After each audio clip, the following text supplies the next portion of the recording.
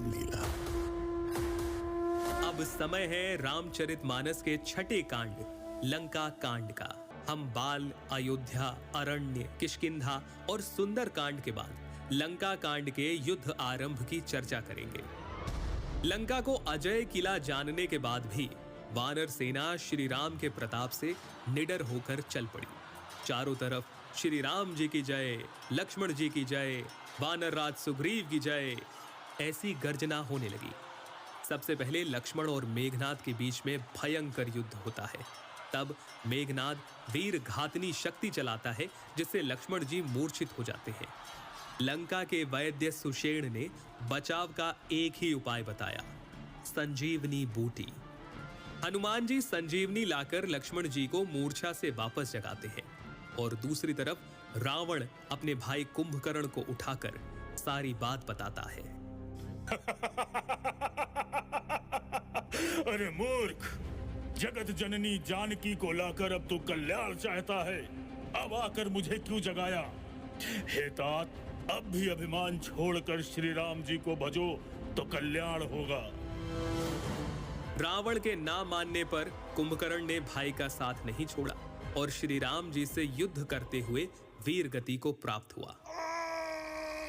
कुंभकर्ण के मरते ही वानर सेना में उत्साह चरम सीमा पर पहुंच गया और रावण की व्याकुलता ऐसी हुई जैसे मणि के जाने पर सर्प व्याकुल हो जाए। मेघनाद फिर से रणभूमि में आता है और राम जी को नागपाश से बांध देता है, जिसे गरुण जी को बुलाकर कटवाया जाता है। इस समय विभीषण राम जी को बताते हैं कि मेघनाद एक यज्ञ की तैयारी कर रहा है।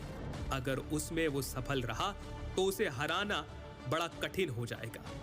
इसके बाद वानर सेना मेघनाद के उस यज्ञ को ध्वंस करती है और युद्ध में मेघनाद का लक्ष्मण जी के हाथों उद्धार होता है।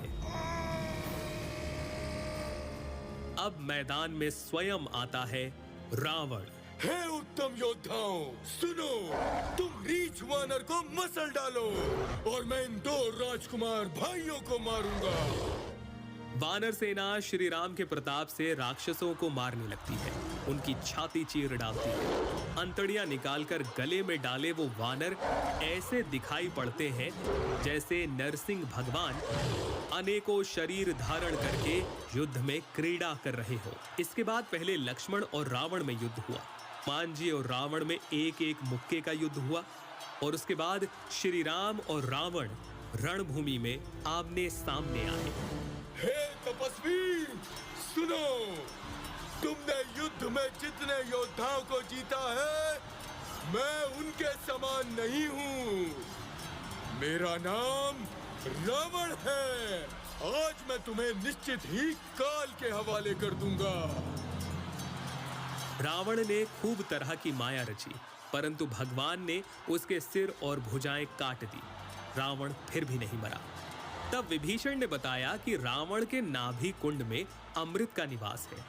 श्री राम जी ने हर्षित होकर हाथ में विकराल बाण लिए, कान तक धनुष को खींचा और एक साथ 31 बाण छोड़े, जिनमें से एक बाण नाभि कुंड में और बाकी रावण के सिर और भुजाओं को काट डालते हैं, जिनसे रावण धराशाही हो जाता है और चारों दिशाओं में श्री राम की जय जयकार होने लगती है। बरसहि सुमन देव मुनि वृंदा, जय कृपाल जय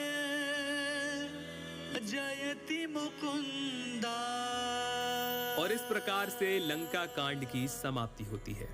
आगे हम लोग बात करेंगे रामचरितमानस के अंतिम कांड उत्तर कांड की। बाल कांड से लेकर उत्तर कांड तक सिर्फ रामलीला में।